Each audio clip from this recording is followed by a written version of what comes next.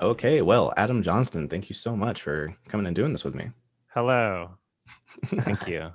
I appreciate you. And I would like to do an introduction for you, but who could introduce you better than yourself? So, who is Adam Johnston?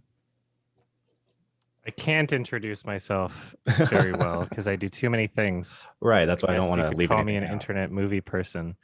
Um, I also do music. I also have a podcast. I also have a gaming channel. I also have a Twitch stream. Most of these things just involve me being angry and yelling. Um, yeah. Is that what kind of kickstarted you into it, where you're like, you know what, I have all this stuff on my chest, I need to get it out? Um, well, I was always making like shitty short film stuff on Mhm. my channel called Dark Ocean Films, which was stuff that I made when I was in high school mostly. Um, so I always had that kind of a creative outlet.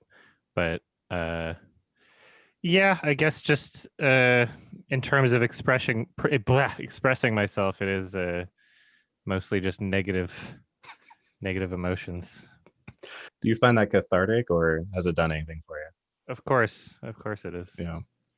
Well, I could imagine, because I have a well. So actually, you were my inspiration to start a YouTube channel as well. Um, Mm-hmm. And I think what it was mostly, it wasn't, because I know a lot of people say like they'll see someone who sucked or something. And so then they're like, oh, I could do that. But for me, it was more like you had a voice that felt so, I don't want to say similar, but it was like, oh, that's what I would do. That's how Oh yeah, I would that's interact. great. Yeah. Because so much of, your early YMS stuff or whatever was like, oh, yeah, when he watches a movie, he's experiencing something similar to how I do. And oftentimes I think you can find yourself with friends where you're like, there's something wrong with me because everyone thought Avengers was amazing, like, Yeah, and so, my hair's very wet. I'm sorry. well, that Sometimes I ruins, have wet hair and people think it's grease, but it's just I showered. So. if your hair was that greasy all the way down to the tip, then yeah, I'd be concerned. So now that I've brought up Avengers, I guess kind of relatively new news is what is this? Warner Brothers has decided that they're going to be Yeah, co-releasing their stuff on it's HBO hilarious. Max. Yeah, I'm so happy that Christopher Nolan is so mad. He needs to be taken down a peg I love your guys' to get out of personal his own beef. asshole. Yeah, I think He makes good movies other than Tenet, I guess, and Dark Knight Rises, but he's such a snooty purist. yeah. I can understand his argument that like he wishes that him and the directors he's speaking on behalf of that they were informed about this change beforehand, Mm. but like I mean obviously it's within your contract that you signed. I mean just fucking create your own studio then. You have enough money. Like you have so much money. Create your own fucking distribution thing. Well, and if they were to I be don't know. informed, like, would it help? Because they're not asking. Yeah, like doesn't really matter. Exactly right. So, Yeah. okay, great. We And told you it's that we're about to really do something you don't like. yeah, and what's weird about it is Christopher Nolan's throwing a tantrum, but like they're releasing it in theaters simultaneously. So his whole like you won't be able to Yeah. watch it in theaters sort of attitude doesn't even apply here. They're literally just releasing it on two platforms at once. That's more options. Yeah. Everybody can get what they want. So why are you so childish? Well, and It's how many people are going to see Tenant for the first time? Mhm. Because Yeah, it's exactly. it's something they can watch at home. Plenty of people didn't go see it out in theater. So, yeah, Yeah. it's a I can kind of understand. All right. So this a bit of a stretch here, but it kind of reminds me of the people who complain about. There's a lot of talk in the U.S. right now about student loan forgiveness, and there's people who are Mhm. mad because they're like, "Well, I already paid my student loans. Like that's unfair to me." And that's what it reminds me of with these movie people now, where it's like, "Well, I'm the cusp of the last person who made a $200 million movie, so now I'm mad if you're not going to have like this full run that's going to happen where we'll make $800 million back." But I think that this pressure from coronavirus could have been the thing that pushes us into a place that I would actually prefer to see the studios go, because I thought that they were getting too much of the money was being forced into like the top part of the pyramid. And so you end up with like kind of this Disney problem where it's like every big movie is a Disney movie and they keep costing more and more and they make more and more, but they keep costing more and more. I would rather them take Yeah. that $200 million and make like four $50 million movies. Yeah. I mean, like, it's just, I don't know. We'll see how it goes and what it turns movies into, I guess, in terms of like how much they spend on each film. Maybe their budgets will go up for each. Maybe they'll have more. Maybe the business model of doing a subscription service will get them so much more money that they'll have more money to throw at riskier projects. Maybe it'll improve the Mm-hmm. films we see. We don't know. It Maybe could. it'll completely fall flat on its face. The problem is like as they're trying to do this for HBO Max, there's no indication that HBO Max is going to be available anywhere outside the US. So Mm. if it's in theaters and HBO Max in the US, then people in the US will either see it in theaters or on HBO Max, and then maybe a couple people will pirate it. If it's in theaters and high quality piracy in every other country, there's a lot more people that are going to pirate it because they want the convenience of watching it at home and would gladly pay for it, but there's no option, right? So this as a test pilot, even though they're committing the full year, I mean, I would be interested in seeing just like if they're planning on releasing to other markets. If not, I'm not sure it's like a really accurate test pilot. I like where they're going with it. I like Mm. the idea, but it's there are some issues with it, and none of the legitimate issues are ones that Christopher Nolan criticized. He's just being a baby. No, I agree that a fair amount of it's very hard.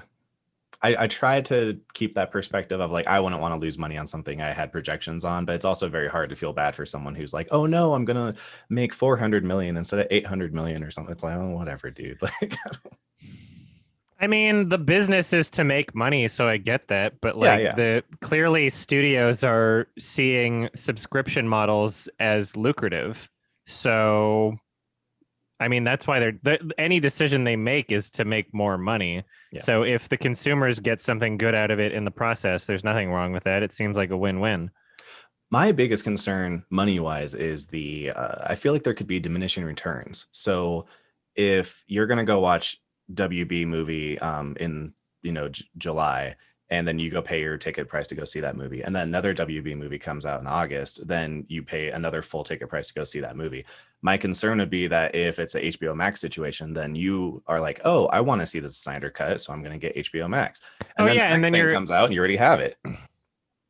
exactly. So Mhm. so like you're there'll always be something within a release window far enough away and announced early enough that you'll be like, nah, I don't really want to cancel my subscription sort of thing. Like that's the model, I guess right? So, retention more than getting new people. I mean, yeah, getting new people's a part of it, but Mhm. yeah, I mean, either convincing, either having enough new titles that get people to sign up or having enough new titles to get people to keep paying for it, or just hoping that people forget that it's a subscription that they have and Right, keeps right. charging them, which is also another thing. Because if all of But I the mean, like, yeah, Disney's already fucking doing it. Like, yeah, whatever. Like Disney's doing it without the theater thing right now. hmm they're the So one that made me getting think mad at about Warner it though. Brothers is weird. I was just well, I mean for them, yeah, for sure. But I was thinking about that with Disney because like we already have Disney Plus because of the Mandalorian. So if a new Disney movie comes out and it's going to get released on Disney Plus, it's like I already have it, so they're not really getting any more money out of it. So or out of me. So it seems difficult to keep the high bar How of well? How often do they release Mandalorian episodes? for the season. Yeah, how many episodes are in a season, and over how much time do they get released? It's once a week, and I think it's 8 episodes. Okay, so theoretically, if you're only watching The Mandalorian, you should only be paying 2 months out of the year anyway, right? Oh, and then You can canceling. cancel No, and then you're sign right. up. I mean, if you I wanted do to be agree with the retention economical about part. it, you could, Mhm. yeah, you could do that. So, Well, okay, so that was a good example too. Like I just watched The Boys and I really enjoyed it, but like I've had an Amazon Prime account for a long time, so it's not like they mhm. necessarily Oh yeah, I'm got, not getting. Yeah, exactly. I'm so that watching things on Amazon Prime because I already have Prime. exactly. So it's tough because it's like it's hard to pitch, that we're making season 3 of The Boys so we can get more people. I mean, maybe, but everyone already has an account, so it's a tough one to like. Are they actually getting that much dollar amount value back from The Yeah, Boys? I'm wondering how they even determine Mhm. if people are signing up for Prime because of the movies and then deciding, oh, I get free shipping on these Amazon items and then buying Right. shit there, or if it's the other way around. Like, I'm wondering how they determine how many people sign up in which ways. Maybe they have surveys or something, but We know they I think have the they just have metadata. like so much fucking money anyway that it doesn't matter. That they can just waste it on Mhm. a video service. I guess on the And flip side, also, like, though, here's the thing is like Amazon Prime, even though they have Prime Video, it also directs people to their catalog of movies that you can buy individually on Amazon that yeah. aren't even Prime Video. So without the subscription, there's movies that you have to, or even with the subscription, there's movies that you have to actually pay for individually. And so Amazon, I think, is just trying to own as many things as possible just for the sake of cross promotion. Mhm. So they own Twitch, they own IMDb. On IMDb, you look up a movie and it'll be like, oh, this is available on Amazon. You can watch right now, sort of Yeah. thing, right? Mhm. So they're Mhm. getting people to sign up in those It's three ways. ninety nine. Not just even for Prime, but yeah, like the individual movie Mhm. I've been purchases. thinking about, because actually Amazon Prime, I feel like, is one of the good ones for self distribution, because rather than It's like, a lot easier to get on Amazon Prime, yeah. and it's not like completely illegitimate. There's a healthy range and quality for titles. Mm-hmm. Some good stuff. There's some really questionable stuff on it too. Well, the tough one now is that they have all their little weird sub services. So it'll be like, oh, I want to watch Old Boy. Well, you better download Shutter. It's only another $7 a month or whatever. Or Oh, how does that work? Is that through Amazon yeah, exactly. or And then no? Is yeah, it? yeah. Oh, Well, I don't know if weird. they exist outside of Amazon, but I only ever run into these kinds of little companies in Amazon. And I just Okay. did the same thing. I really like British panel shows. So I wanted to show one of my roommates, like, Would I Lie to You? And I had to download the British whatever package, thing. So they got these stupid little subset. Yeah. Um, There's many reasons why Netflix is still the best streaming well, platform. the actual just UI is the best. I've been using HBO Everything Max about 'cause it.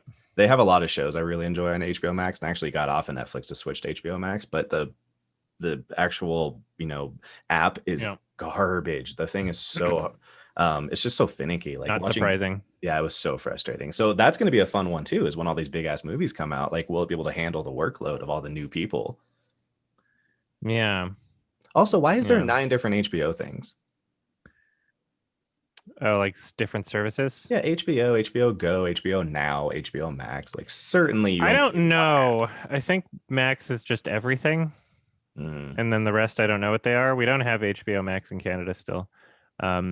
You have to get something called Crave TV, which is its own thing, through one of the big three telecom companies, like Bell, I think, is some one that offers it. I think you can just have it as an app regardless of which service provider you have, and then you have to add on the HBO add-on to the Crave TV thing, and so it costs more. But I mean, with inflation, I guess, or sorry, with the conversion rate from US to Canada, it would probably be the same anyway. So it's $20 instead of 15, okay. but it doesn't even include everything that's on HBO Max. So Oh, that's weird. yeah. That, Yeah, exactly. So have you figured out like what the decision making is for like what goes on and it's what just isn't? licensing bullshit. It's Uh, really just like you have a show and you buy the rights to distribute it within an imaginary line instead of globally. And so some of these things run out, some of these contracts run out sooner than others. Some of them are still going for different terms and different. mhm. It's a bunch of bullshit, but Fair it's just a enough. part of it, Well, I know like the talk, industry. within this, Dan Harmon was talking about one time how he said he really appreciated the HBO style models with, things like The Boys or whatever, where the game plan wasn't necessarily to get butts in the seats. And so they didn't have to write their shows like you would if you just cared about Nielsen ratings. You really wanted to win awards so that people would come and download your subscription service. So he said that those kinds of places offered a really, really just a much richer environment for writers to work in, because it was like, hey, win us some awards rather than just make something that like, tired people can sit down and watch and For follow the laugh HBO, you were track. saying? Well, he was just saying basically subscription services in general, Okay. Netflix, HBO, all those kind of guys. Okay. He was saying like you'd be shocked at how few people were watching shows that were critically acclaimed, and how many people were watching shows that are critically panned, like Big Bang Theory was murdering any other show that was doing Oh really yeah. well. I mean, like Adam Sandler has like a very big contract with Netflix for a Mm-hmm. reason. Mm-hmm. Like he's making bank off of that. So Was he the start of the downturn in quality? Because I remember there was like a year where it felt like Netflix quality meant of for what? quality. Netflix? Netflix original stuff. Because once the Um Ridiculous Six and all that, like his 6 movie contract started happening, okay, well then what was the golden age? House of Is Cards, what I want. 2013. Oh, but I mean like there's still those we're comparing like single films to like series, right? I don't know. Yeah, There's that's still fair. like good series on Netflix, right? Well, and I'm not trying to say that. Yeah, I'm not trying to And say there there's aren't. also Just still great movies on Netflix too. I don't know. I Like guess it just feels we'd like they have to went like shotgun crunch some approach. numbers here and see Yeah. if there's like actually a disproportionate amount. And then also we'd have to determine what counts as a Netflix original. Is it something that they fund from the beginning or buy from a film Yeah. festival, right? Yeah. Yeah. Like No, I had that problem. Marriage Story is a Netflix original, but it was made before it was bought by Netflix. Like I don't think it was, or was it? Was it already? I don't know. Yeah, That exactly. may be legit. You'd have to do a lot of research to figure out I exactly had what been the wrong before. Huge Peaky Mhm. Blinders fan, and it always Yeah. post everything as like a Netflix original, Peaky Blinders. You can watch it on BBC before it comes out. Like it's straight up like a BBC Two show or whatever, and it's all produced by Yeah. those guys. Yeah, So that's the case with the new Steve McQueen show Small Axe. It's Amazon but BBC. yeah, they I don't know. I like that part. I like the quality of a lot of, especially the shows that we're getting out of the streaming services in general. Mhm. Most of them that I've been watching and enjoying beat the best experience I've ever had with like network television. Um, Mhm. but yeah, I'm just curious to see if theaters really do kind of turn into like this kind of niche thing and not your only way to access, big movies. I'll be curious to see if we see a step back in people spending, every movie is kind of more expensive than the last one kind of situation. Um yeah, I don't know cuz like I think economically it seems as though there's just as much incentive to spend a lot of money on something whether or not it's for subscription model profit or for individual ticket profit, right? I don't think that just goes away. Remember that the most expensive show ever made of all time is the new Lord of the Rings thing coming out Mm, exclusively for Amazon Prime. yeah. So, The I weirdly mean, like R-rated. clearly there's some sort of profit in this subscription business model that, like I don't, yeah, I see big movies still being made. Yeah. I don't think that's going to go away. Um, but I mean, I guess depending on how the UI of each platform is and depending on how things are curated, it might be better in terms of like selection because a theater can only play like so many movies in one location. They Yeah, got that's one true. screen or 20 screens or whatever. Hmm. And so if like I don't know, if 10 to 15 of those 20 screens are all just Disney movies, it might be better for streaming platforms to just have more of a selection, even though Disney has their own platform now. But what I'm Yeah. saying is like the big budget stuff anyway. Nobody Hmm. needs Disney Plus. Disney doesn't need any more money. Well, and also They're just gonna it. make a killing this Christmas because they're so smart with how they market themselves. Because they're releasing Soul on Christmas. They're gonna pump out a bunch of Mm, YouTube ads. They're gonna make sure everybody knows. And then when somebody opens their new like Roku or Amazon Fire Stick, it might come with like a free month of Disney Plus or something. They'll yeah. get to use it. There'll be some kids around that they got to entertain. It's like a perfect idea for making a killing. They'll make a lot of money on Christmas just with the movie Soul coming out on Disney Plus. It's very smart. It's also been getting good reviews, so that helps that they're not trying to push I like mean, that's the. every Pixar movie, so you can never Um, trust it. I guess that's fair. I feel like some of the like planes and stuff like that got kind of That's middling. not a Pixar movie. Is it not? Oh, I thought Cars and It's Planes and not. all that. Oh, okay. Cars is a Pixar movie. Planes is not a Pixar movie. Is it Planes like is a a? Disney movie. It's not a Oh, Pixar it's movie. Disney. Okay, it wasn't like Yeah. DreamWorks ripping them off or something. I was like, God damn. No, it's Disney ripping themselves off, I guess, Themselves, yeah. technically. But One branch from another. I feel like there's so much correlation these yeah. days anyway. Let's see. Let's see if I can find out the Metacritic of like. Yeah, even the Good Dinosaur generally favorable reviews. It's like Yeah. 66 Metascore. Yeah. Is Cars 3 lower than that? Yeah, I didn't even watch the follow-up Cars. Like that was the beginning of the end for me. Yeah, Cars 3. Oh, it's slightly lower. It's 59 Metascore. That might be the lowest It's not Pixar. Toy Story. Because I remember, I think actually I lied. I think Brave was the very beginning of the chink in the armor. Because up until then, I felt like they could do Um, no wrong, and then Brave, and I was like, oh, it was fine.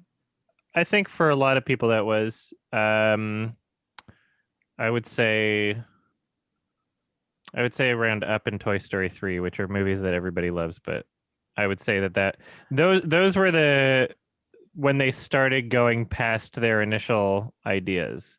It's a good way to put that. Yeah, no, because they marketed this whole campaign of like the trailer for Wall-E, the teaser or whatever you want to call it, the debut trailer. Yeah. Literally the entire thing is just like the Pixar staff being recorded in this this interview, and all these images of like their previous films. Like, when we created Pixar, we sat down at a table. We had a lunch that would define this decade's worth of achievements. And during this lunch, we wrote down all these characters, and I listed all of them. And then it's like, and the final one was Wall-E. And so it's like, okay, that gives it away. Like, this was like a part of your initial like set of ideas. And Yeah. now that so much staff has changed around and some people, left and like might not be as passionate anymore, then you get all the rest of the ideas. And then it had an okay start with the like remainder of or with the beginning of the new Pixar ideas. Like, Up isn't a terrible movie. The first 20 minutes are great, and the rest of it's kind of boring, whatever. Yeah.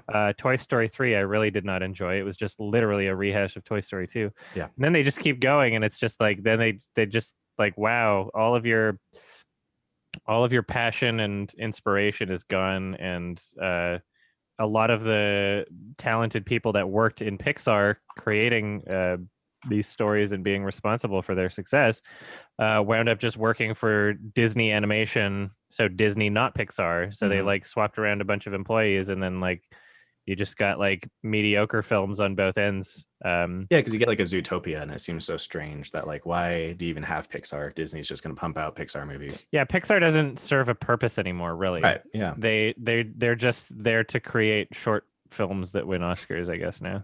Yeah, the shorts. Yeah. No, it's a weird one. Cars 2 is 57, by the way. I looked that up. That's the lowest 57. one. That's the lowest one. Cars 2. That's fair. That's what it seems like, unless there's another one that I forgot about. But well, I'm shocked The Good Dinosaur is rated better than Cars 2 and 3. Honestly, The Good Dinosaur was like great. Complete bullshit. I wonder if it's a matter of just the people who knew that it wasn't for them just didn't go see it. Whereas, like, I don't know if necessarily. Trying to think of an example, but Toy Story 3, by the time that came out, I was already like, an old man. So, but I still went and watched it because it's like these movies are the kinds of movies that generally can be watchable for everyone. Are you drinking a cough syrup there, brother? This is kombucha. Okay. It's ginger lemon. I was like, I need to start partying like you. Yeah, this is a gigantic bottle of cough syrup. Yeah, so is this the regular sized bottle of cough syrup in the States or something? Yeah, the jumbo Texan American sized. I mean, if you go to Sam's Club or whatever, they do sell almost anything in bulk, so that is fair. But yeah, so the other thing I think about as well, and this is a little bit more tinfoil hat and maybe a little further in the future, but I always wonder about the marriage of, when do script writing tools get so advanced that you have to start like putting co-writer credits, on the technologies that are being developed, with stories. I think a lot about how there's so many books like Save the Cat and, the ideas behind the monomyth and story circles and things like that. We have so many rules that it's like, well, at a certain point, couldn't we like dump all those rules into a big computer and have it, write me the next Zemeckis film? We do have AIs that write things based on like other properties, but so far none of them have been shown to write like any kind of like competent script or anything. Right. A lot of it is just like predictive pattern of like sentences, I guess, but not necessarily a story structure. You would need to communicate to the AI like what, not just like, what words are the same as other words, but you would need to communicate to them like what about these story structures and like the hero's journey or whatever, like you need to communicate to them like what exactly works about that. So sure, it could happen at some point in the future. I don't think we're super close. I know that like in terms of concepts or base ideas or even buzzwords, I should say, I know that those are easy to generate by an AI at this point. Like you can basically just be like, computer, what should we make a movie about? They're like, the computer's like emojis, and then Sony makes the emoji movie, you know? Yeah, yeah, yeah. Um, right? It's 100%. like it's kind of like that. I believe that that's already happening. I'm pretty sure there was an article like that. There was a patent from some studio. I forget which studio that Yep. like literally patented one of these AIs that just like they could get movie ideas from basically. Yeah, I made a whole video about that. Let me see if I can find that. Because you're right. What it was is it was the AI was supposed to help them. Basically, it was going to analyze their metrics to figure out what movies they should make, and basically also help with like script approvals. So, I send in my spec script or whatever, and then they like run it through the computer, and it's like, oh, or what it would do as well. The other now I don't know if it had the functionality yet, but they said the game plan I think was is that I sent in my spec script and they run it through the facts and figures machine. And then what it would do is it would be like, okay, if you do want to make this movie, you should release it in July and you should star these people and, et cetera, that kind of stuff. Yeah. Yeah, that makes sense. So, but so some things you can't predict, like COVID. Well, yeah. Well, so COVID, but also just like movies that are dark horses that, there's a lot of my favorite movies. If you go back and listen to like, commentaries or something, they'll be like, everyone thought this was, well, I mean, The Lion King is a great example. Like they sent their B team to go do The Lion King. The big breakout was supposed to be Pocahontas, and there's very few people who have a non-ironic, deep connection to Pocahontas these days. If anything, it's having a hard time surviving, just coming across kind of racist. Yeah, and what they should do a live action remake. Oh man, I can't wait. Yeah, and only release it in China, and it'll be fine. I've been talking a lot about the live action remakes for Disney because a lot of people think it's just a cash grab. I completely agree that it's also a cash grab, but I think something insidious that they're getting away with is they are allowed to now go back in time and rewrite history so that they're not racist anymore, because there's a whole new generation of kids who now get to watch Dumbo without having Jim Crow the Crow, and they get to watch in Aladdin ways where it's more woke. And so they're like kind of doing that anyway, though. Just from like censorship. They're not gonna. Yeah, have you ever seen the side-by-side comparison of Fantasia of like the removed scenes? Yeah, I was just showing my buddies. Like, so they're doing it even without remaking it. Depending on how severe and depending on how like ingrained into people's memories certain scenes are. Like, they're not going to do like they're not going to do another release of Song of the South or anything like that. I don't think. No. If they did, it would be a totally different movie. Yeah, I mean, even just a re-release of the same movie, like I don't think you can find that on Disney Plus right now. I don't think you can. I think they just took the whole movie off. Yeah. Yeah, exactly. So they pretend it doesn't exist. It makes me wonder if like Gen Z, Gen Alpha though will grow up with the memory of having only watched the remakes, versus like us, where now I have this kind of like old Aladdin versus new Aladdin. It depends.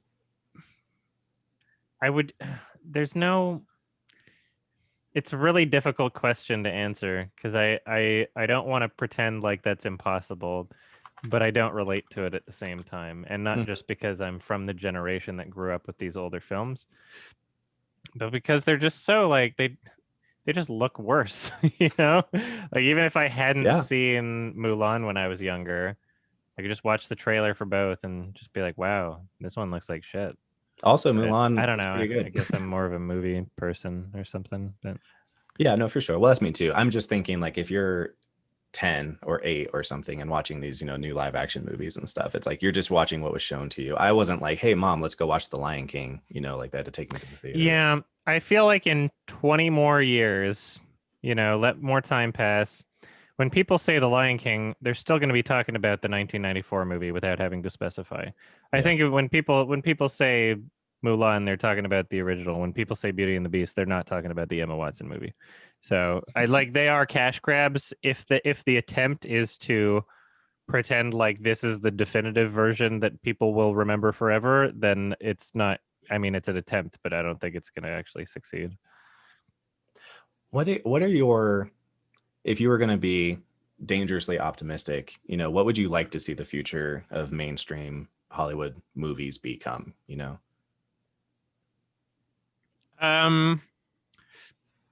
Just like, I don't know, A24 with more money. Yeah. Just like more freedom for directors, and then, hopefully they don't bury certain movies they don't like Under the Silver Lake. But yeah, that's weird. Just A24 seems to give a lot of creative freedom for for directors. Yeah, I've been pretty impressed with them. I went and started doing some actual research on them. They were only a company for 4 years before they won Best Picture with Moonlight. Yeah, I know, right? That is Yeah, it's insane. crazy. They It's blew like up really fast. super fast, yeah. And their first couple, well, not really their first couple. It's kind of just their first one was a what's his face? Sheen, not Martin, Charlie Sheen movie Hmm. that totally failed, like really, really badly. But it still had that kind of A24, like, okay, I see Oh, why. really? Yeah, it was a comedy, and it was just a not funny comedy. But it was real Yeah. rough around the edges. And I think that's a big thing with A24 for me is I see a lot of stuff where it's like, oh, studio exec number 8 would never sign off on this part of this movie or would never sign off on this element of this movie or What's funny is Lionsgate could have like not shot themselves in the foot. They could have basically been a A24 for a while. They were, where you went to find like a lot of horror movies. Mhm. High Tension, Ginger Snaps, Saw. That was what made them, so successful. Yeah. Um, I feel the same no, they about just New Line like they just Cinema. picked up and distributed a lot of horror movies, and then they were like, okay, we're big money now. Let's do Hunger Games. And then they just didn't know how to play the big money game, I guess. And now they have like no IPs. What do they have right now? They have like they're doing the stupidest shit ever. They have Chaos Walking. Hell yeah. Which is right in line with Hunger Games. Yeah. And then what was the other thing that they fudged the release of? Oh yeah, they saw Spiral. It's more Saw. Oh, well, I Yeah. mean What do they have? They have that's probably nothing more right now. Corona, right? They did like Hellboy, the remake, Yeah, the garbage instead Hellboy. of Yeah. letting Guillermo do his third one, which they probably honestly would have made more money off of if they would have let him do that. I Because mean, nobody saw the remake for did the other Hellboy. ones do poorly? I thought they did really well. No, exactly. I mean, they did well enough to have one more sequel, but um yeah, they weren't like phenomenal at the box office. They made enough. They weren't like guaranteed success box office hits or anything. I'm trying to remember who they were, but I remember you were talking about Lionshead being good for, kind of picking up more the newer, more interesting people. New Line Cinema was like that for a while too. I think Fincher's first movie was with them. I'm trying to remember who Yeah. else. It was like I think maybe Paul Thomas Anderson or someone like that. But there was at least 2 or 3 names that came up where I was like, holy crap! Like, and it was cool because back then those were kind of the pirate guys that were like, oh, we don't know about Hmm. them. Like, Miramax doesn't want to work with them. We'll do something with them. And they're making these movies like Seven and stuff. And Yeah. even Lord of the Rings. I mean, that was probably a huge gamble. Yeah. I don't think I anything to don't that know. scale had been done. That was so expensive and so Yeah, that was daunting. it's a pretty big project. And if that felt like a sci-fi For- original, that whole thing could have just completely tanked on the first movie. Yeah. Which we keep Yeah. seeing. That's a hard one sometimes with adaptations of book series that you're a fan of, where you're like, oh, cool, they're gonna do it. But on the other hand, like, please don't F this up. And like that could have been very nerve-wracking.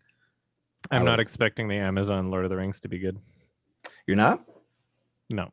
I am very curious about the tone because apparently they're wanting to be like battling with they're trying to fill up the vacuum that was left by Game of Thrones. So it's going to be all R-rated, and that is going to be. Here's the thing: I don't think it's Hobbit impossible, but Hobbit penis is like not impossible, but difficult. That could be weird. Yeah. That could come across. Yeah, not I don't feeling know. like Lord It of the feels like a Rings. different demographic. Yeah. It's like why you can just make more Lord of the Rings. I mean, that's people are proven to be successful. You don't happy have to with even them. go to the Game of Thrones market. Yeah, that's very true. That's very true. I guess just everyone wants to see if because like no one could argue that The Witcher successfully filled that void.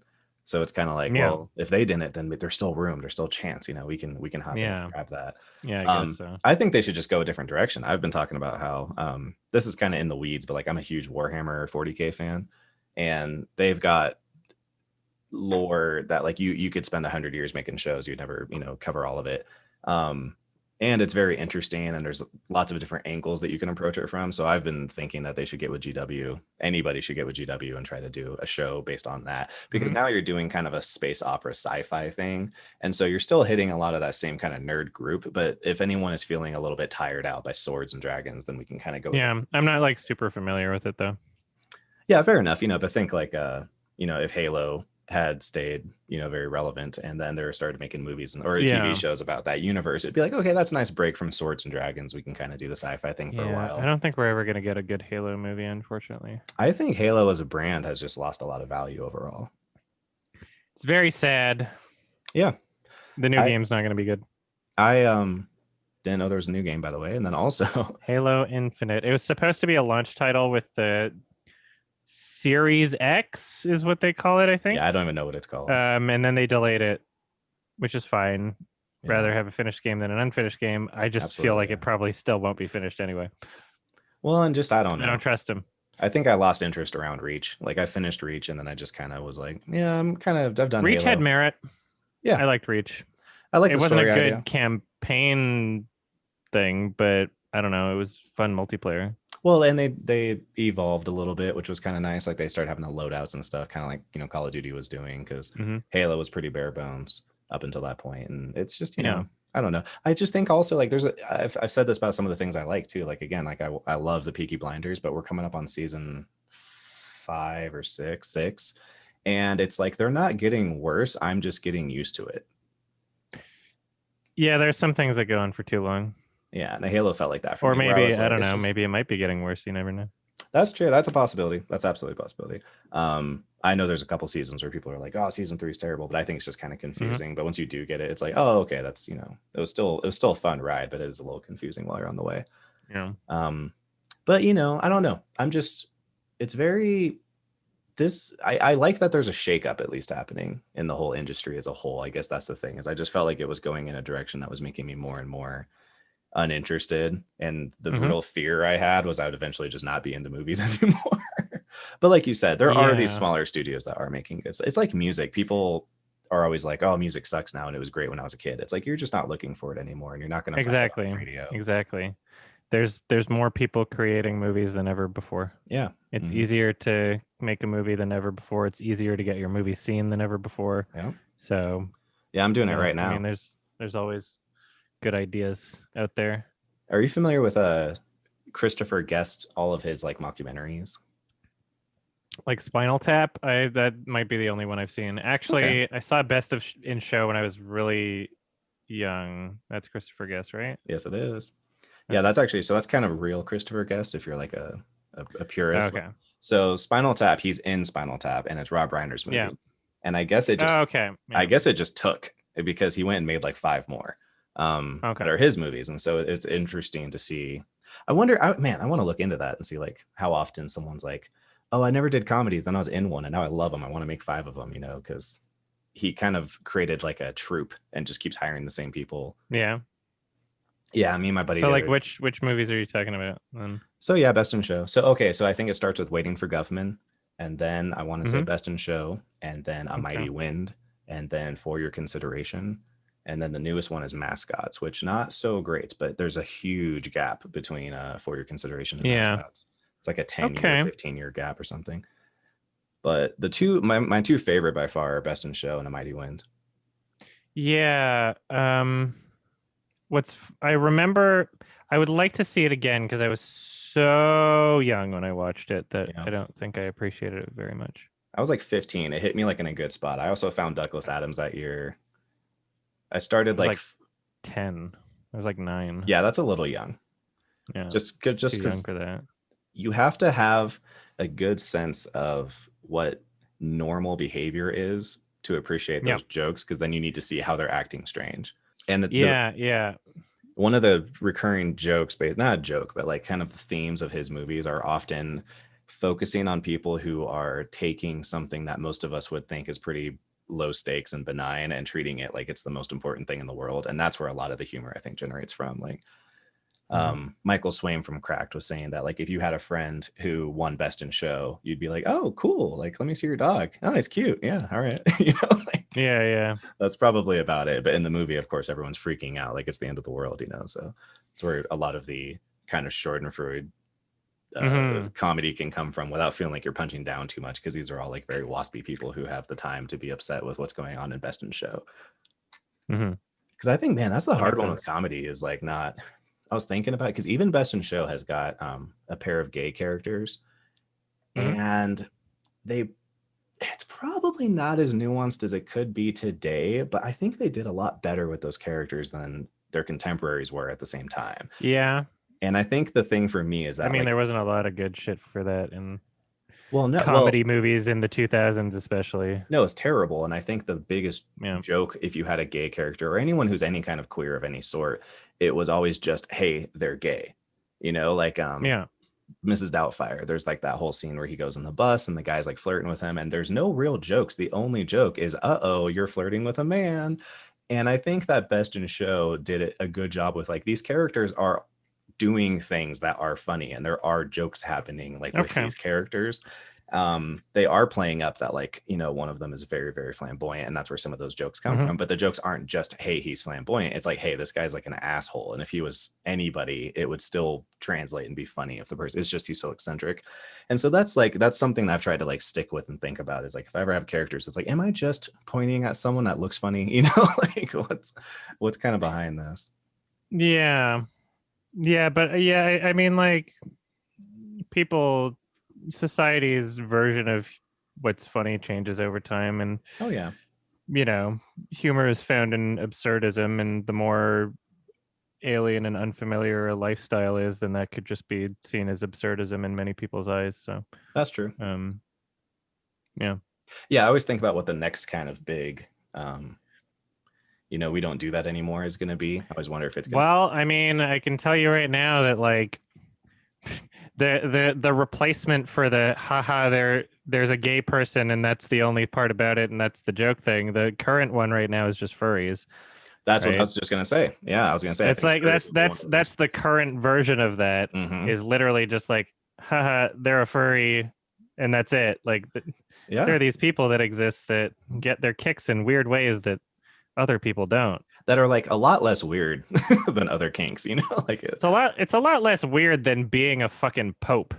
Yeah, you know? totally. It's a lot less weird than being a nun. It's a lot less weird than a lot of like things that people consider to be normal right now. It's a lot less weird than any kind of like objective standard. The only difference is like furries don't actually believe in the shit. yeah. You know, the furries are aware of the performance. And so I don't know. I don't think the Pope is aware of his performance. I don't think a nun is aware of her performance. If he is, then there's a really interesting movie waiting to get made. Yeah, the rabbi, name. Yeah, I think that mega churches are infinitely more deranged and crazy and degenerate than like a furry convention. Hey, are you a big just back on topic real fast? Are you sure? How are you feeling about Timothée Chalamet right now? He's good. I will have a better understanding of that once I watch Dune, because the only big role in my head right now is just Call Me by Your Name. Okay. And then I might have seen him in something else, but I don't remember. Probably Lady Bird. Oh yeah, he was good in that. But I mean, nothing insane or anything. Did you catch him in he's also someone's son in something weird? I forgot. Actually, I just found out he was supposed to be the son. He auditioned for the son of Hugh Jackman in Prisoners. And Dylan, what's his face? Dylan Minnette. Yeah. I mean, Dylan Minnette wasn't bad in Prisoners, but I mean, then you look at his catalog and you realize that they just used him properly. And I'm sure even if I go back and watch Prisoners now, I'm just going to see that one face. You do. I just watched it again recently. Worse for me. Yeah. It doesn't. Luckily, he's barely in it. It almost makes me wonder if he was in it more. Part of the movie. And then they're like, oh, this kid has no range. Like, he's hard to believe. I also like, there's a scene where like Hugh Jackman and him like really have like a row. And it's kind of the only real Dylan Minnette scene in the movie. And the whole time I was like, God, if this was Chalamet, so much better. Yeah. Because I think he sells emotion better. Sad. I would highly encourage you to watch The King. I think that's a Netflix original, starring Timothée Chalamet playing King Henry V. It's kind of based on the what do you call it, the Shakespeare play. Okay. And Joel Edgerton was like one of the big producers / I think like he helped with the screenplay, and he's in the movie as well. And it's fantastic. Sure it's Timothée Chalamet For The King? Yes, it is.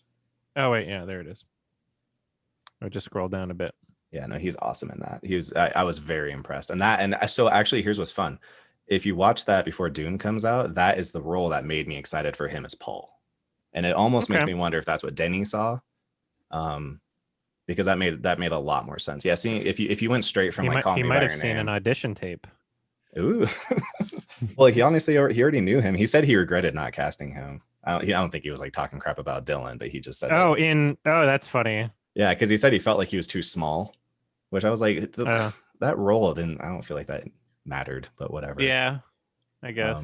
Sure. It doesn't really matter. Yeah, it didn't seem like that was a big, I don't know, but that's what he said. So I don't think Gael's seen Prisoners, but he likes Denis Villeneuve, and I just realized I probably ruined the movie for him by showing him all this 13 Reasons Why. Shit. Because we'll be watching that at some point. I don't. If you let the all of 45 screen seconds that Dylan Minnette has ruin that whole movie for you, then yeah, that movie's incredible though. That movie is wildly underrated. I remember really enjoying it the first time I saw it, and I just saw it again to show one of my roommates, and I was like, God damn, this movie is really great. It's so great. It's so cerebral and interesting without being up its own ass and confusing. Because it plays good. Yeah, it's a good balance of having something that seems a bit formulated and cliched, but there's a lot of talent behind it at the same time. So it's not super out there. It's really, really accessible and still really great. Yes, that's a good way to put it. It's very accessible. We're Enemy's a little less accessible. If you kind of are getting in and know what you like and what you're into or whatever, that's really going to work. The other one is it's probably my favorite Jake Gyllenhaal performance. I would say Nightcrawler's up there too. Yeah, that's what I was looking for. Yeah, that's an obvious one of someone. No, I don't mean that in a duh, but I mean that's I would have nothing to say if somebody was that was their favorite. I wouldn't be well, I don't know. You got to think that. There's plenty of good reason for that to be their favorite. I really, and maybe it's not even necessarily so much. No, it's definitely him because he made some choices that were really cool. I love the blinking. He seems like he has Tourette's or something. And I love his he embodies almost so perfectly the good guy wears black kind of trope, where he almost feels like a bad guy. When they first introduced him, I thought he actually might have been one of the antagonists. They treat his character so kind of thorny. But then when you see, I don't know, and then of course, like we said earlier, there's so many cool little things with the Heller is very religious and is very Christian, but then Loki is named Loki and he has tattoos of almost every other major religion on him. So he almost represents Abraxas as a whole. Those kinds of things they didn't need to be in a movie like that. That movie would have been just fine without those things, and it would have made, whatever money. And my dad would have liked it as much as any other movie. So it's cool to see them go out of their way to do those things. Yeah, I agree. But I'm excited for more Denny.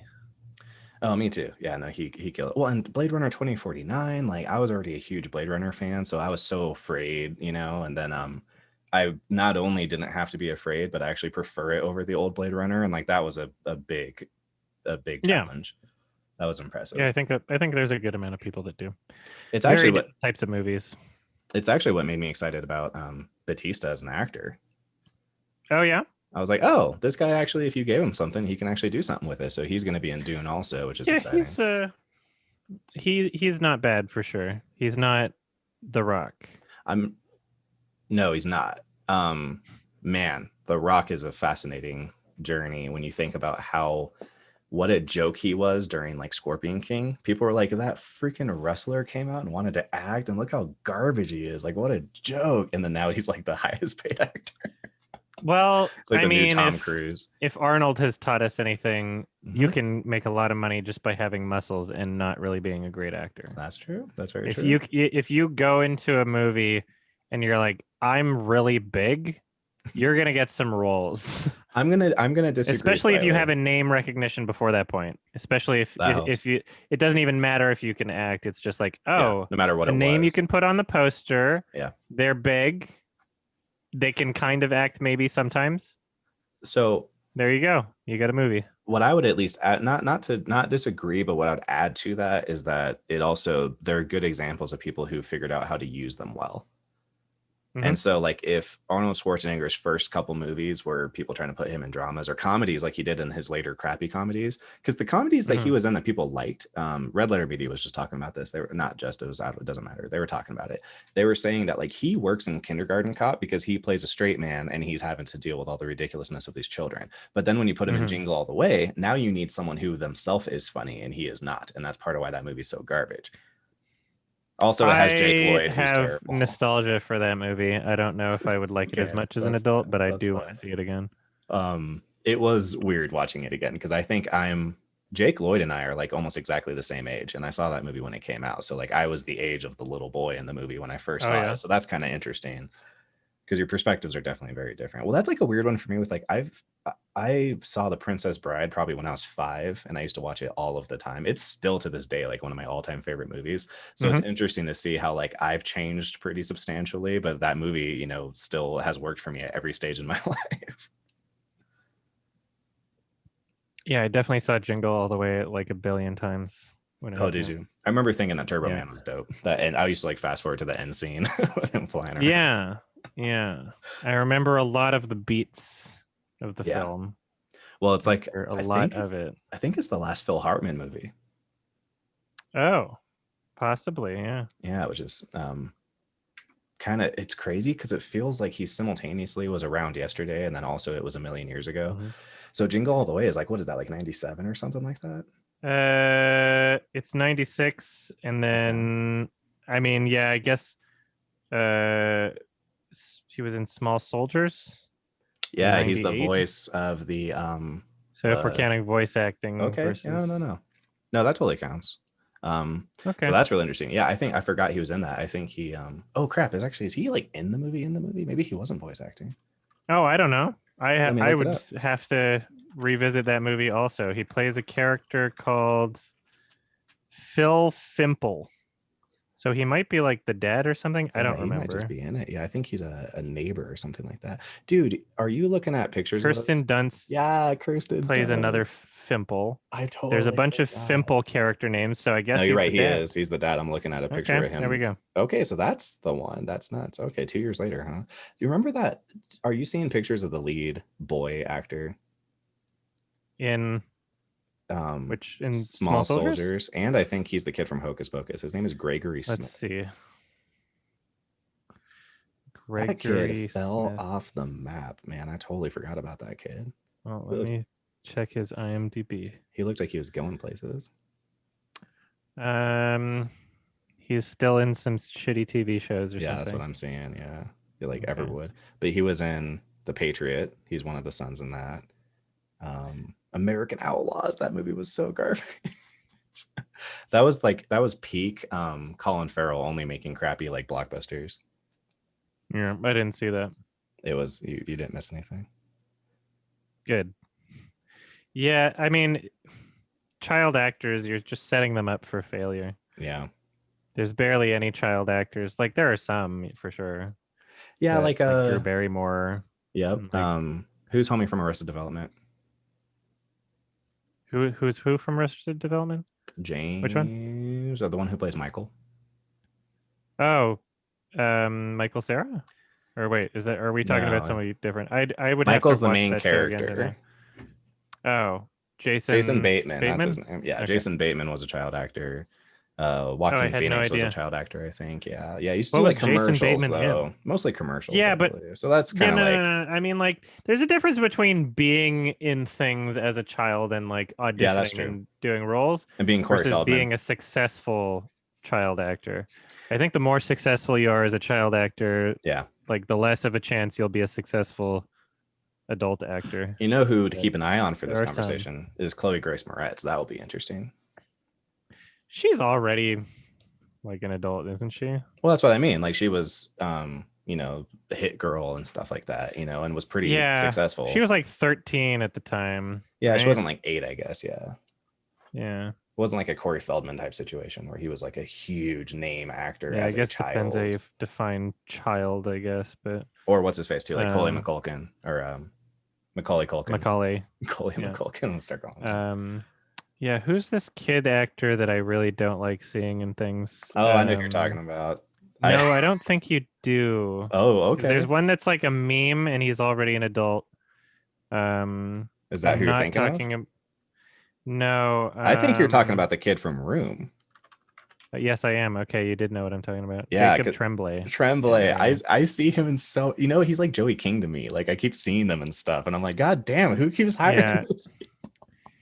he's really annoying, and Yeah, and he's I in don't expect everything. him to have major roles as an adult. I don't either. I don't either. And it sucks because like again, they did such a good job with him in Room where they didn't overload him with things to do.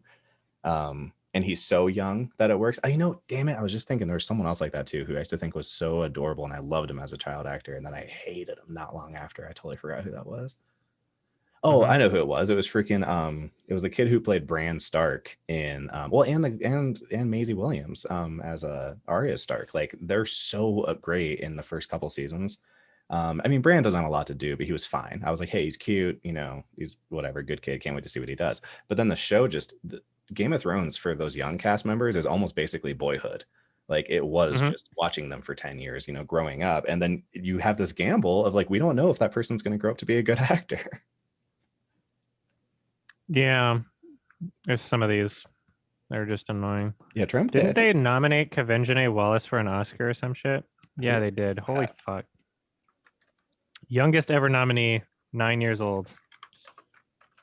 I think that's kind of ridiculous. I think that's absolutely ridiculous. An Oscar nom for I think that for a children, 9-year-old. Yeah, I think that's completely ridiculous. And the I movie think, wasn't even like really good. how do you? I'm finding something on this. I'm getting Wallace and Gromit. What's his name? I just searched for the film Beasts of the Southern Wild and then clicked on. It's a difficult name to spell, and even Wallace is not spelled how you'd expect. Oh, okay. Is that the little girl? Quevenjane. Yeah. See, that's the difficulty is that Wallace. there's just not, when they're that young, it's just not the same thing. It's acting, but like the director's doing the whole thing. Yeah, and the casting director was, found a person who could best play that, which, in general you want to do, but you can get a Daniel Day-Lewis to play an insane oil baron or to get him to play like a really tender, sower. I don't know what word you would use. Mm-hmm. And so because they're acting and a lot of time, because it would be like giving an Oscar to that girl from the Florida Project. It's like, she's playing a little girl, she is a little girl. Like I don't know what to tell you, man. I would have been more in a hurry to give an Oscar to the kid in Beast of No Nation. But he also wasn't like 6. Yeah. Yeah, it's just don't know why this movie got so many Oscar noms. It's nobody remembers it. Literally, who has mentioned Beasts of the Southern Wild since 2013? When you said Beast of, I was convinced you were going to say No Nation. No. Here's the problem. Like, the Oscars are so disgustingly inbred right now, and you guys know this. You've been doing the Oscar, watch throughs every year. It's like what was the first one you guys did? Was that the one that the furry movie, the Moonlight one? Yeah. Oh, that was Moonlight. That was your first one. Yeah. Oh, crazy. Okay. So then, yeah, like you get around to where you get like a Green Book where you're like, by the time it won the Oscar, everyone already forgot about that movie, Green Book is like more memorable because it won Best Picture, but if it hadn't won Best Picture, nobody would remember it. Somehow more memorable than Spotlight, which was like actually a less offensive choice for Best Picture, but still also a very forgettable movie in my opinion. I don't remember what it was competing against. That's a lot of better things. Let's see. That's part of why the Parasite win to me was such a big deal, because it won in like what I thought was a stacked year. I thought there was a handful of like real contenders. Parasite is just so incredibly accessible that I wasn't surprised. Yeah, but it's just, it's one thing if it won and it beat Green Book, and it would have been like, yeah, that was kind of a dud year. No one really cares. There was a year that Spotlight won over The Revenant, which is understandable, and also Mad Max Fury Road, which is also understandable. I could see them giving it to like Room, which was I would give nominated. it to The Revenant over Spotlight, but yeah, and this is probably the 2016 awards, and so let's see that these are for movies that came out in 2015. Yep. So let's see what they didn't even fucking nominate. What's on Yeah, the that's a good list here? question. Yeah. Anomalisa was not nominated for Best No. Picture. It lost to Toy. What did they lose to? Inside Out. Inside Out in the Oh. um I'm animated not I'm category. not hyper I'm not hyper fond of either of those. So Oh, okay. Embrace of the Serpent, Son of Saul, Look of Silence, James White. Yeah, Look of Silence didn't even get an. Did it win I'm documentary or did very it get a surprised Son of nomination? Saul Let's didn't, see. because Son of Saul Oh, felt it like got Oscar bait, nominated. like really bad. Yeah, Son of Saul might have won foreign language, I think. Oh, okay. At least it was like involved in the mix, Yeah, just not let's Best see. Picture. Oh yeah, and The Hateful Eight wasn't nominated for Best Picture, I guess. That's pretty interesting, because I feel like out of all of his movies, that's one of the more Oscar-y types, Yeah, it seems like it. right? It's very theatrical. More so But than like yeah, a Reservoir Dogs. Look of Silence didn't win documentary, which is weird. I wonder what one. Hold on. Yeah, that's a good question, right? I know that freaking Green Book beat The Favorite, which made me like seething. I was foaming at the mouth. Green Book beat a lot of better movies. It really did. Yeah. It wasn't like a hugely stacked year, but I remember The Favorite was like easily my favorite movie of that year. Yeah. You The know what? I Favorite don't was want your to say favorite. easily, because I do think there was actually something else that was really big during that time. I got to remember. Mm-hmm. The Look of Silence lost to Amy, which is understandable. Amy Winehouse documentary. Yeah, Hateful Oh, Eight didn't get nominated for Best Picture. The Lobster didn't get nominated for Best Picture. I can see that. Um, God, I love The Lobster too, though. I just love Yorgos Lanthimos. yeah. I'm a huge fan right now. He's one of my radar people. Actually, that's one of the next questions I wanted to ask you was who do you think, a lot of our big favorite directors who make, are like these big name directors, whatever, they're all getting old, and some of them are retiring, and some of them are Martin Scorsese, and, check Reddit every day to see if his name pops up. So who is the next generation? It depends how big you're talking, I guess. Because I don't know. Like I feel like I have a pretty good ability to pick out talent before everybody starts talking about them. I think, yeah, like I don't know of a single YouTuber that's talked about the Safdie brothers before I did, that's talked about Lanthimos before I did, that's talked Yep. about Steve McQueen before I did, that's talked about Denis Villeneuve before I did. So I mean, like a lot of it, I guess Denis is a really good answer, but he's already kind of there. I don't. It really depends, because there's a lot of these directors, that like it would all depend on how big their scale is, because like Jim Cummings is a director that more people will know of in the future, not the voice actor, but the new, Thunder Road guy. Oh, Makes okay, yeah. great movies, and I expect him to continue to make great movies. He's got like a really good sense for it, based on the two films that he's made. I could see him being like Lanthimos' size in a handful of years. Oh yeah, yeah. That's It what. really depends how ambitious they get with their projects, That's true. because sure, like Safdie brothers made a wildly successful movie with Uncut Gems, but no one's considering them to be like the next Scorsese or Yeah. anything at the moment. Like Yep. Yep. they've got their own style, and they're not super accessible. Even with their most successful film, there's a huge chunk of people that were like, ew, people liked this movie. There was a I lot of that. I didn't catch a lot of those, but I could imagine that movie made me feel more There's a lot of people that uncomfortable hated it. than, like, I've watched some pretty rough like torture porn movies and stuff like that. Like I'm a fan of Itchy the Killer, and I found Itchy the Killer easier to watch than Uncut Gems.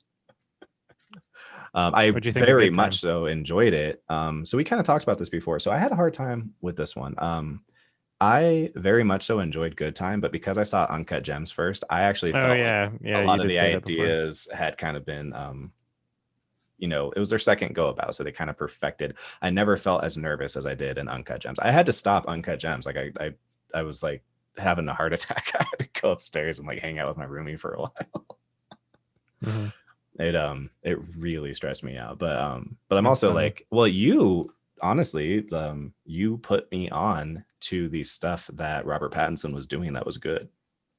Good. Because I was every bit as insipid as anyone else about like, oh, Twilight guy, oh, he sucks, you know. And it sucked because my first impression of him ever was Cedric Diggory in the Harry Potter movie, and I was like, oh, I love this guy. This guy's great.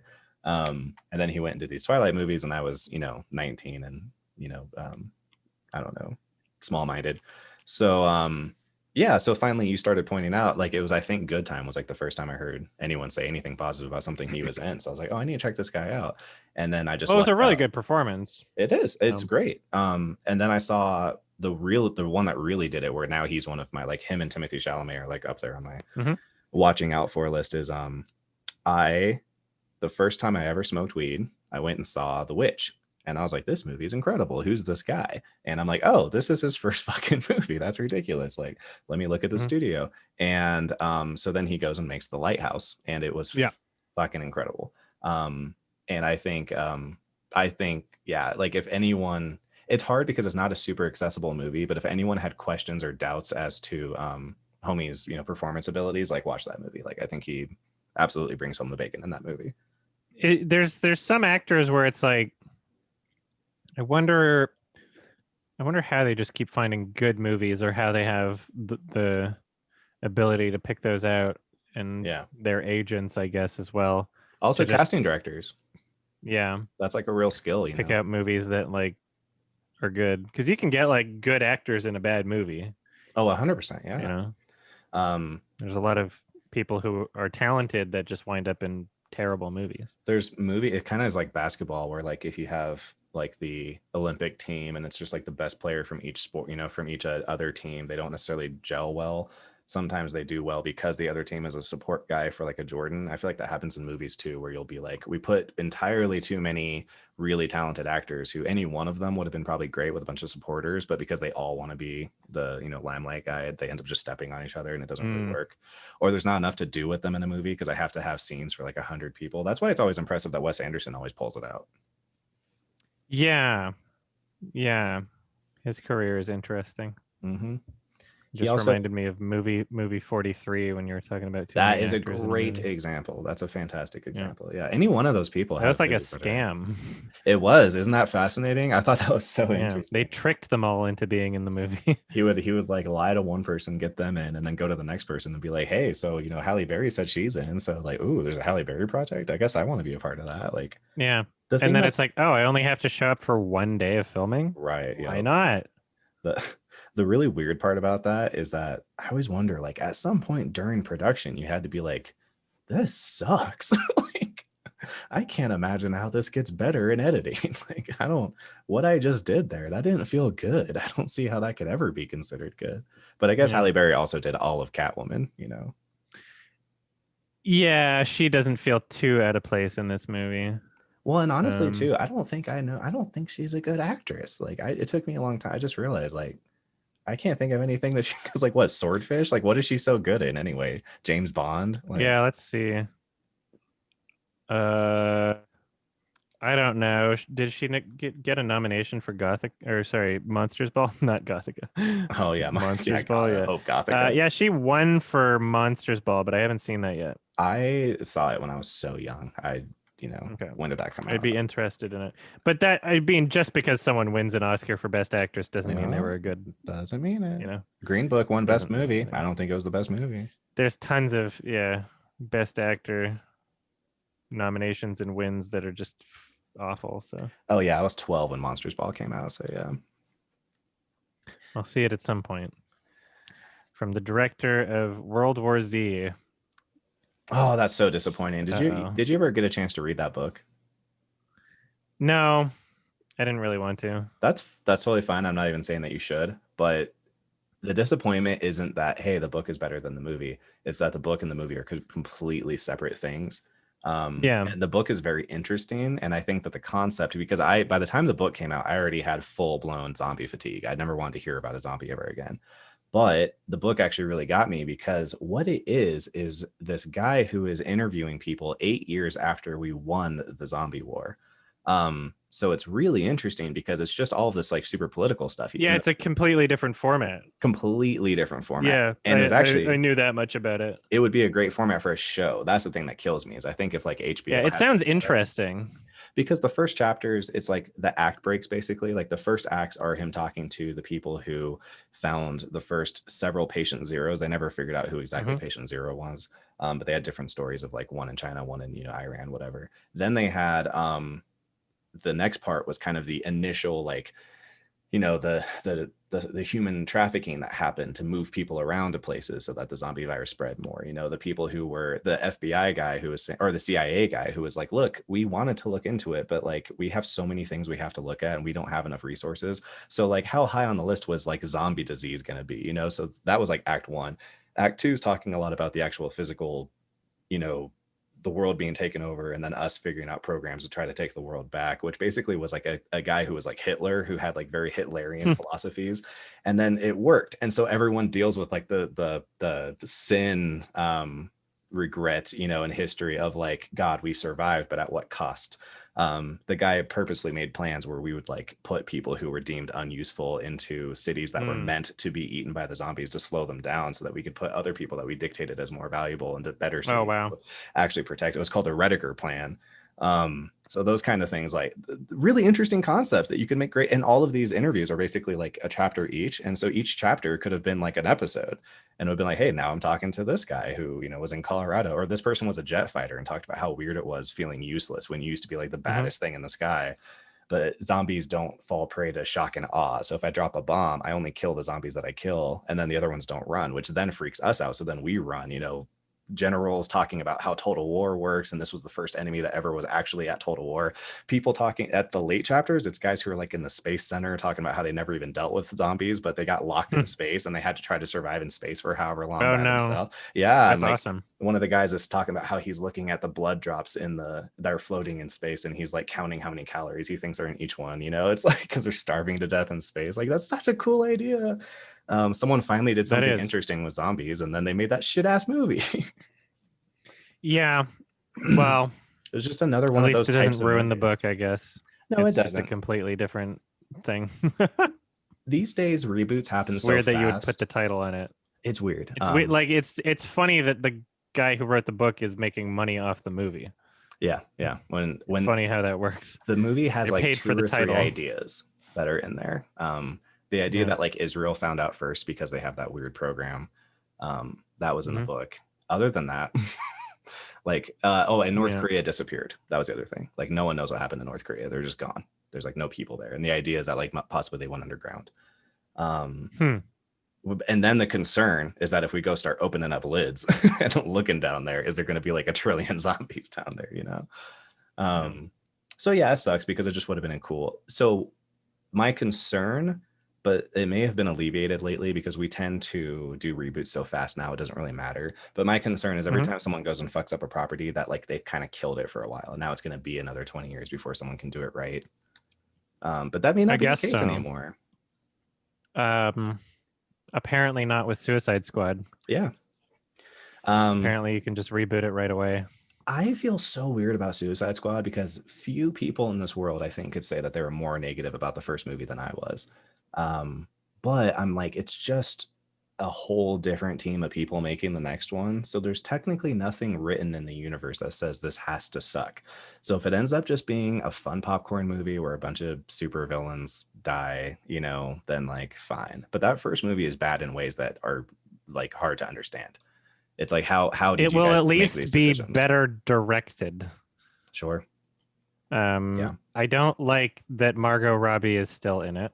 No, I don't either. She's very annoying. I think that her Harley Quinn is John awful. Cena's in it. Yeah, dude, everybody's in it. Forgot about that. Peter Capaldi's in it. Like people that you would not expect are in it. It's really Nathan weird. Fillion. What Nathan the fuck? fucking Fillion. Like everyone's in this movie. There's like a million. And obviously, that sounds fun. That's what I'm saying. I think it could be fun. And also the reason that there's like 50 heroes this time is because it is the Suicide Squad. They are supposed to go die. I think you lose one hero in the other one. Also, like they're fighting putty monsters from the Mighty Morphin Power Rangers. Like that's not interesting.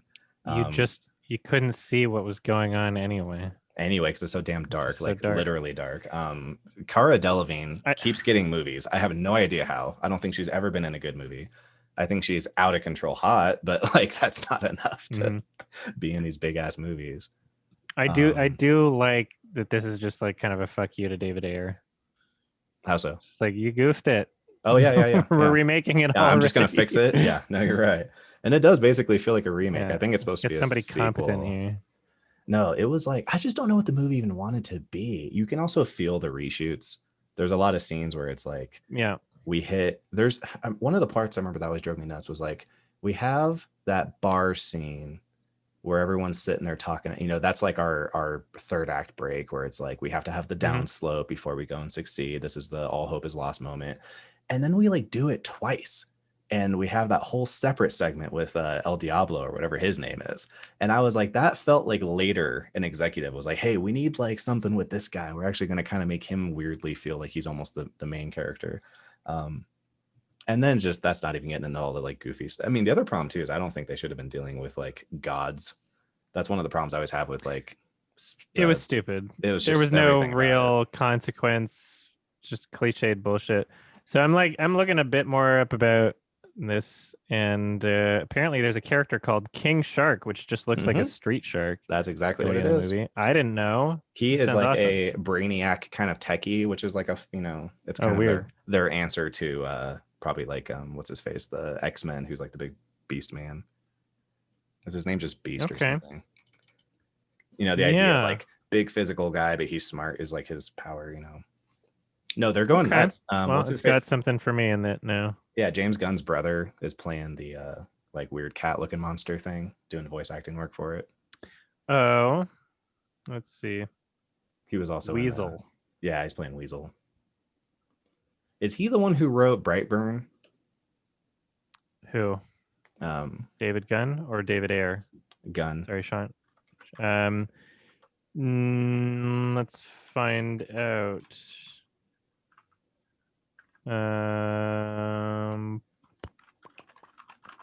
No, he's not. Who wrote that? Screenplay. Brian Gunn and Mark Gunn. Oh, how many? Yeah, I know, right? Brothers does he? There are 5 Gunns.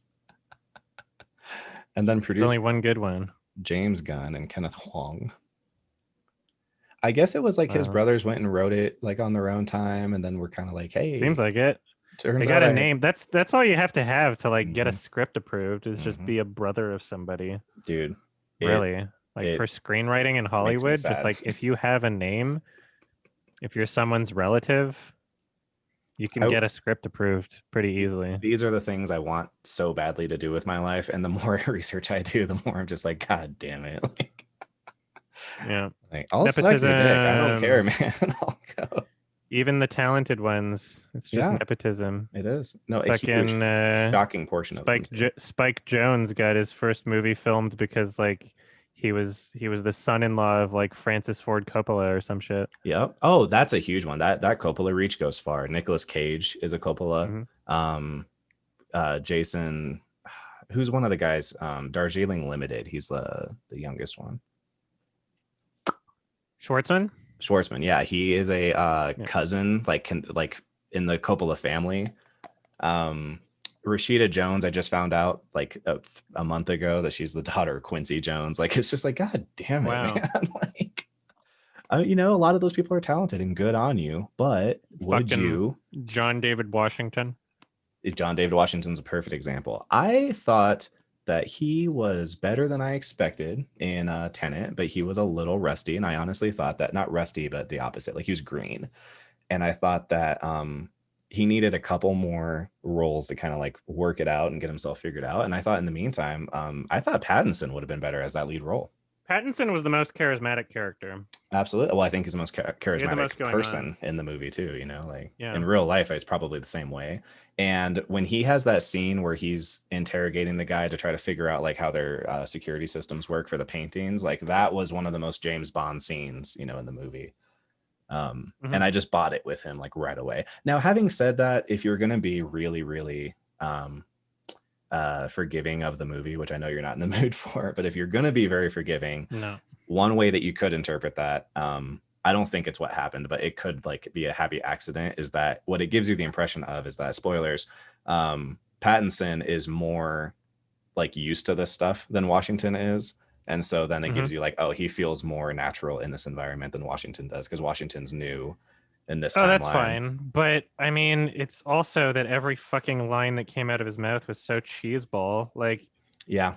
Well, that can work it's if you just- are if you're Sean Connery in the 60s, you know, playing James Bond, like then it's endearing. But with him, it yeah, just came yeah, it across can work cheesy. if you're an outdated movie. You're absolutely right. It can work in another, like, it's just not self-aware. That's what I About mean, it. right? Yeah, that's why it didn't work. They were trying to do lines that Sean Connery would have said in 68, and they just don't work anymore. Yeah, while pretending to be like a cool modern movie. Yeah, yeah.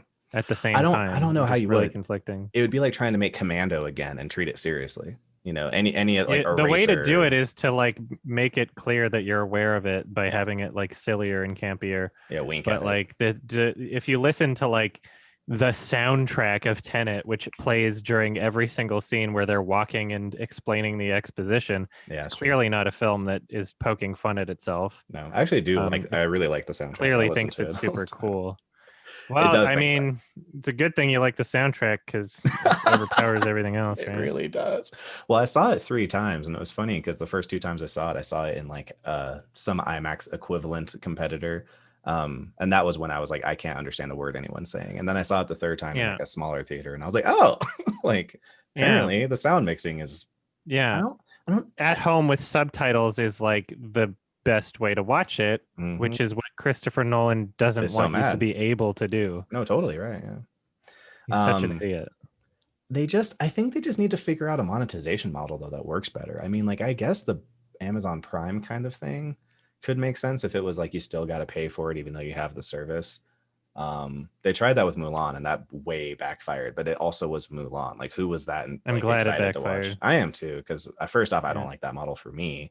And second of all, I don't I just wasn't excited at all to see Mulan. Like that it's already like a middling of the golden age franchises, you know. No one remembers Mulan quite like Aladdin and Lion King. It's it's pretty good. It's fine. It's kind of the start. It was a movie for China. It was literally just a movie. Yeah, this one was, which is super funny because then the actress went and alienated a bunch of people, so then it didn't even do great in China. That was a tough one. She got all canceled because she was like pro police during the Hong Kong riots. That rarely goes well. So yeah, that was just the whole thing was a big disaster. So that's part of why I think they did it is because they were like, look, this fruit isn't getting any riper, you know, hanging out on the vine. Let's just cut the cord and just get it out there and see what we can do. Yeah, I'm trying to imagine just like, I guess we'll just have to see just the business model side of things. Clearly, it's lucrative enough for Netflix to be doing it and everybody copying them now. So, well, I guess yeah. The only thing that makes it weird to me is just that it seems like you hit diminishing returns. It's like what happens when you get everybody who basically was ever going to come watch your movies. Like if they made a whole platform just to play the Marvel movies, then like certainly you've gotten 80% of anyone who was ever going to subscribe when the first Marvel movie comes out. So then what happens when the second one comes out and the third and the fourth? You know, you either wait for the population to grow or you increase the price of your service, with both of which are going to happen inevitably. Yeah, that's true. No, that's true. That's very true. I don't know, it'll just be very interesting, because like I said, I don't even hate the idea of the death of like huge movies, and not that I like am confident that's going to happen, but if it did happen, I don't know, man. It's like a lot of my favorite movies have been under $100 million for a very long time. Yeah, I would say the same. You have to, well, Yorgos Lanthimos talked about this himself. He said, he's like, obviously I want people to like my movies, but I don't necessarily want everyone to like my movies because a peanut butter and jelly sandwich with no crust is a very inoffensive sandwich. And just about everybody can be like, yeah, that's fine. That's good. But it's probably no one's favorite. And if someone describes to you what their favorite sandwich is, it probably has ingredients on it that some people would find abhorrent. And so you want to have it be, you know, some people's favorite movie. And it's hard to do that when it's, you know, made by committee and there's a bunch of metrics that were exactly. We got Zendaya because she's hot right now. And, you know, she's a brown person, so she fits with, making our movie not look too blah blah. Mhm. It's like you can feel that stuff when it's made in a room. You ever watch The Majestic? No. Carrey? He's a writer, and that's like the opening and closing scene of the movie is him in a writer's room and just listening to like Suits like tear his story apart, his screenplay. And they're just like, give him a dog. He needs a dog. Everyone loves dogs, and like, oh, what if it's a kid at the end and he has to go and, the coal mine collapses, right? Okay, well then like there's a kid and he's got crutches and he has to climb the ladder to go and ring a bell and everyone's crying. It's going to be great. And then Jim Carrey? Yeah, Jim Carrey. Yeah, it was probably the first role he Directed did. by Frank Darabont. Oh no, yeah, it feels like a Darabont movie. I didn't know that. That's funny. It was probably if I recall, that's like his first like drama. Mm-hmm. You could, I think his first role that made me think of him dramatically was probably Truman Show, but I think The Majestic was the first one that wouldn't be first considered a comedy. Okay. Majestic is 2001. Yeah, pretty early, right? Truman Show is 98. 99? Oh, 98. Yeah. Mm-hmm. God damn, isn't the Truman Show so good? Yeah. I find myself referencing it all the time. It was so good that a psychological condition is named after it. I didn't know that. That's interesting. Yeah. People that think that they're it's not always on watched TV. on a like reality show. Yeah. So like people experience that in their own mind in real life. They're convinced that they are in the same situation as him. And I guess perhaps the film itself wound up planting that seed in a lot of people's minds, or maybe just gave a name to it, but they named a condition after it. Okay, cool. What's the next movie that you're most excited about? Maybe Dune. Yeah. Chaos Walking, actually. Yeah. There we go. Yeah. That's my most excited. January, but I'm not going to go to a real theater. I wonder if they'll play it in the drive-in. That'll be my second drive-in experience. If they weren't one for going Tenet, to... one for Chaos Walking. You really know how to pick I can't believe they're not just doing it on digital. What fucking idiots! Lionsgate is so stupid. That is goofy. They're so stupid. If they weren't, if this doesn't become a trend of like releasing everything digitally as well or whatever, that was where my money was on drive-in theaters, because like someone already built one in my town. We didn't have any, and someone built one because of this. It just makes the most sense to me, especially because like it's not the 50s anymore. So like people's average car systems that you can get from buying, a new car is perfectly good sound experience. It's not old crappy 8-track radios, stuff like it was in the 90s. Yeah. There was no issue with the sound quality when I went. Yeah, for Tenet. Yeah. Yeah, I went and saw, I think the last one I saw was like they did Iron Man and like the Incredible Hulk or something like that. As like a double feature, and I was like, yeah, this is actually like a surprisingly like decent experience. This is fine. Like I could see myself doing this, and it was pretty cheap, so whatever, we'll see. Now that it's probably just going to do the digital thing, like I feel like that's kind of opening a well that's going to keep happening. But yeah, Chaos Walking, that's frustrating. Real quick, the last thing I just want to ask, did the trailer at all make you feel differently than you did up to before there was the trailer, and you just had to hear about what was happening? Just as excited. Okay. Yeah. It looks goofy. I thought it was silly. It looks dumb. It sounded so much worse than the trailer made it look. The trailer makes it look kind of just like another like Hunger Games, where I'm like, it'll just be boring. But like mildly it's not going to be a Neil Breen movie or anything, but like sure. It might. It like I'm expecting something like along the lines of like hopefully like Jupiter Ascending level. Okie dokie, I can see that. I can see like that. something. Yeah, like that. I like those movies a lot. I guess the only thing that's hard there is that we have a lot better actors in this one than we do for Jupiter Ascending, so we probably won't get any like Eddie Redmayne performances. Although that's not even an indictment on him as an actor, because I actually do think he's pretty good. He probably just had bad direction for that movie, but whatever. So all right. Well, hey, I really appreciate you, man. Thank you so much for coming and chatting with me. Yeah, thanks for having me on. It was fun. Yeah, definitely. And you have yourself a wonderful rest of your day. All right, and good luck with the Lion King. All right. Thank you. I'm gonna need it. Yeah, no problem, brother. All right, I'll catch you later. Bye. Bye. So I've been waiting until I had something to say about Mandy and the Kid before I made a video about season 2, and episode 5 done gave me the hookup. You see, season 1 was a major breath of fresh air after the huge disappointment that episodes 7 through 9 were. The writing was above average, and the Firefly-esque space western tone was a nice